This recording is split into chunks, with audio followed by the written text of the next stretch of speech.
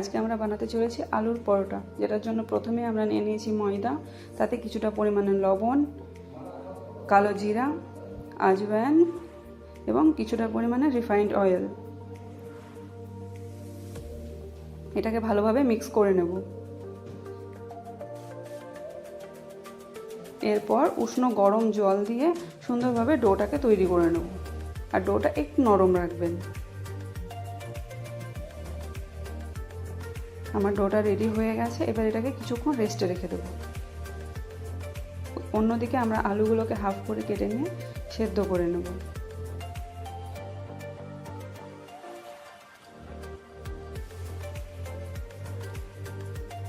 প্রেসারে মাত্র 2টো সিটি দিলেই আমাদের আলুটা রেডি হয়ে যাবে, সেদ্ধ হয়ে যাবে। আমাদের আলুগুলো সেদ্ধ হয়ে গেছে, এবার এগুলোকে একে একে ছিলে নেব।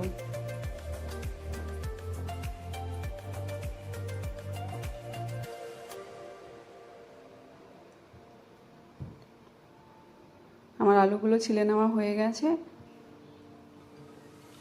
এবার এটাকে ভালোভাবে ম্যাশ করে নেব। আপনারা চাইলে হাত দিয়েও করতে পারেন। আমার ম্যাশ করে নেওয়া হয়ে গেছে। এরপর আমরা আগে থেকেই কেটে রেখেছিলাম পেঁয়াজ, কাঁচা লঙ্কা, রসুন আর ধনিয়া পাতা।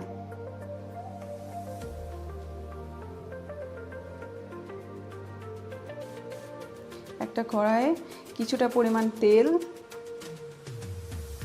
তাতে হাফ চামচ জিরা,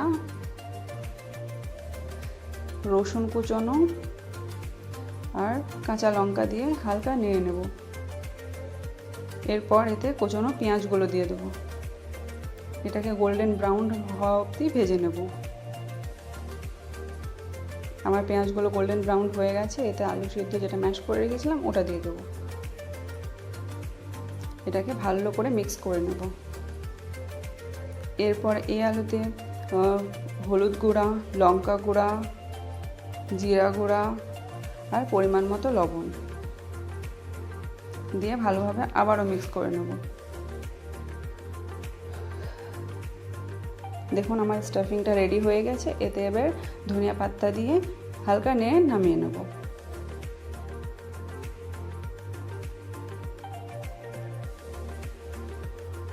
এটাকে আমরা নামিয়ে নিলাম, এবার একটু ঠান্ডা করব। অন্যদিকে আমার ডোটা রেডি হয়ে গেছে।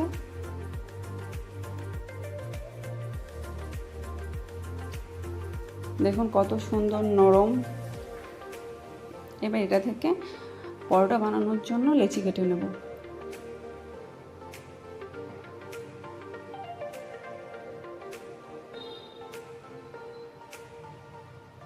আপনারা যেরকম সাইজ চান সেরকম লেচি কেটে নেবেন। এবার এগুলোকে একে একে বেলে, খুব বিশেষ বড় প্রথমেই করবেন না,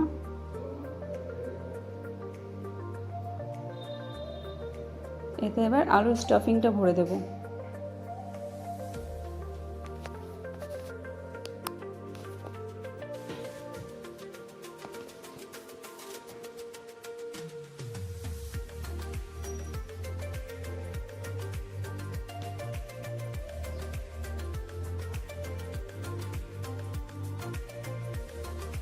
ভালোভাবে মুখটা বন্ধ করে নেব, যাতে করে আলুর স্টাফিংটা বেরিয়ে না যায়।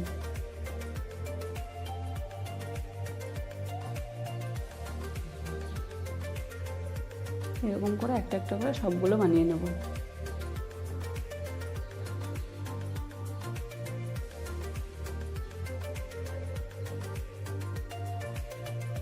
আপনারা যেমন চান তেমন সাইজের বানিয়ে নেবেন, আমি খুব বিশেষ বড় করিনি। আমার বানানো কমপ্লিট। দেখুন কত সুন্দর হয়েছে। এবার এগুলোকে ভেজে নেব।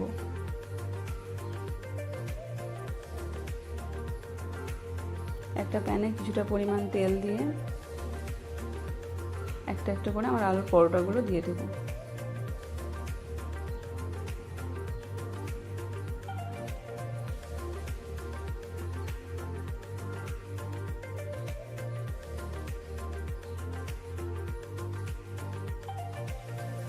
কত সুন্দর গোল্ডেন ব্রাউন কালার আসা অবধি এটাকে ভালোভাবে ভেজে নেব।